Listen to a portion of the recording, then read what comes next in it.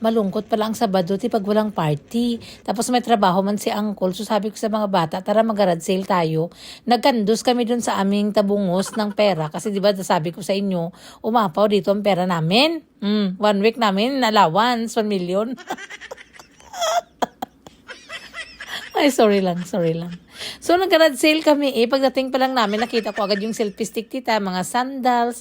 Pero hindi na ako nagbili, kaya hindi na nga magkasya sa balikbayan. Box ko yung mga sapatos, te. So, ikot-ikot na kami dito hanggang makakita tayo ng mga treasure ba.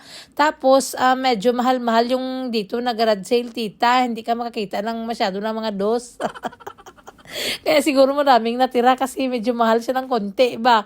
Alam niyo naman dito, ang mga manogarad sale, wais na sila.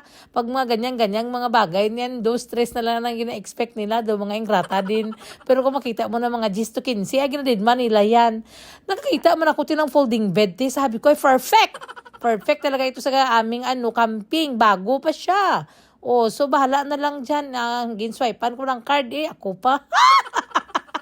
Pati yung coins namin nagkasyat Kaya 25 man lang ito. Perfect. Kasi di ba nung nag-camping kami, natulog kami sa foam. Naubos yung aming coins, tita, pero at least worth it yung ating nabili, no? So itong next na garage sale, actually 2 weeks ago pa ito. Hindi ko lang siya na-upload, tita, para sabay-sabay na ngayon. So binili ko ito, tio, para sa aming barbecuehan, gani sa labas. At least may maikimpit-kimpit kasi sobrang mura niya. Late na din ako nakapunta dito, so ubos na lahat yung mga magagandang gamit dyan. Paalis yung may-ari ng bahay, tita, ibenta nila yung bahay nila kasi papunta na sila ng syudad. Alam nyo, minsan yung pang-garage sale natin, hindi lang pambili-bili ng mga murang gamit. Natural, minsan may mga chismisan din yan. Sabi ko, tita, bakit na kayo mag-alis? Sabi niya, yung mga anak ko andun na lahat sa city. So kami lang dito ni daddy nila. So parang lungkot ng buhay namin. Hindi ko na makita yung mga apo ko.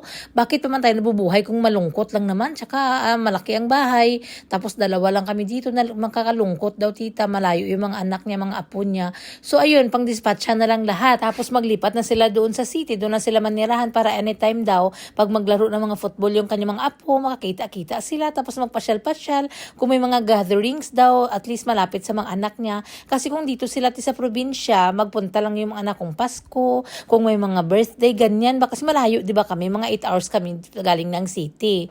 So ngayon, dispatcha na ito tanan. Di ako ang nakasuga ko, may ang ganda-ganda, di ba? Preparation ko na ito para sa Pasko. $1 lang ito, tita. 2 ang kinuha ko. Sana kinuha ko pa yung 2 kasi 4 man ito.